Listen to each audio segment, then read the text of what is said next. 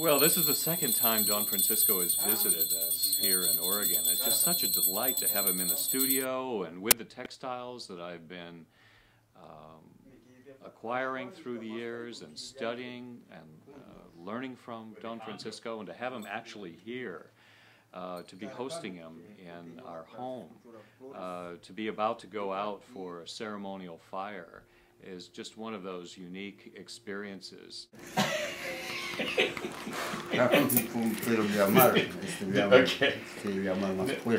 Don Francisco's from Peru. He's from the high Andes.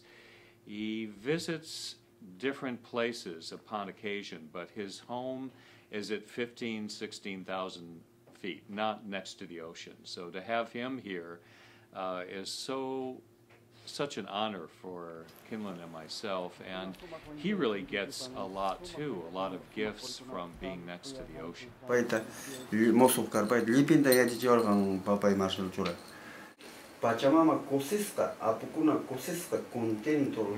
It really is quite unusual for a medicine man such as Don Francisco to open up his bundle, his traveling altar, these stones that come from important places that he's visited and done ceremony in his life, from his home place of Huamanlipa in the high Andes, from Machu Picchu itself, from the source mountain of the Cerro, Osengate, and even from the Pacific Ocean, and from the United States. He has brought stones, representative objects of the places that he's been, of the experiences that he's had, of the power that he's aware of, and he brings it all to bear in his medicine bundle.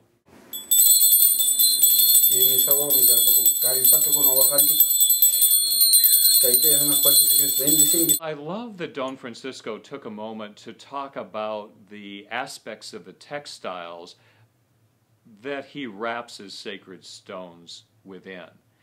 And it's those representations of the sun, those woven representations of energy itself that I feel are so unique, because the Cerro are known throughout the Andean land, and the Andes, the people there, are known throughout the world as being master weavers themselves. And the Cerro are the masters of weaving energy. So there are depictions of energy within his sacred cloth. Depictions of the sun, depictions of the rainbow, depictions of the sacred pathway that each one of us walks.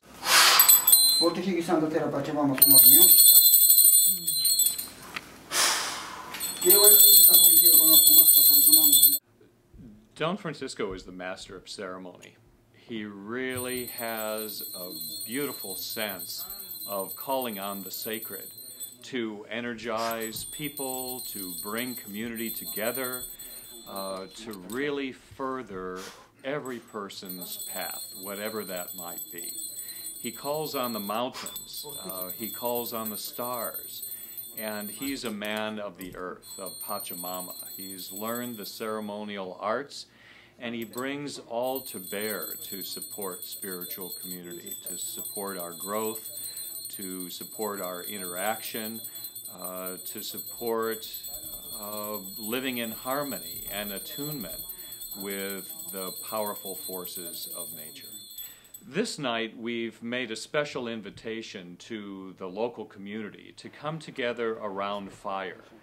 So Don Francisco will call the directions. He'll call in Pachamama, Mother Earth. He'll call in Mama Cocha, the great ocean. He'll call in the Apus, the mountains, the sacred mountains of all lands, including this one. And he'll call in the stars, the rainbow, the winds, all that is sacred to him. He'll bring to bear on our community, on our celebration. So this truly is a celebration of community. It's a celebration of light. It's a celebration of each one of us on our own sacred journeys.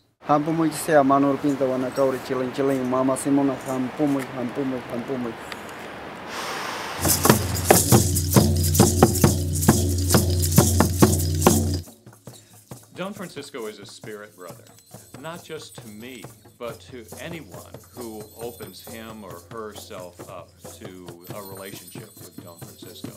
He recognizes the divinity in each one of us. He recognizes the power and the potential in everyone he meets. He celebrates our quest and our sacred pathway.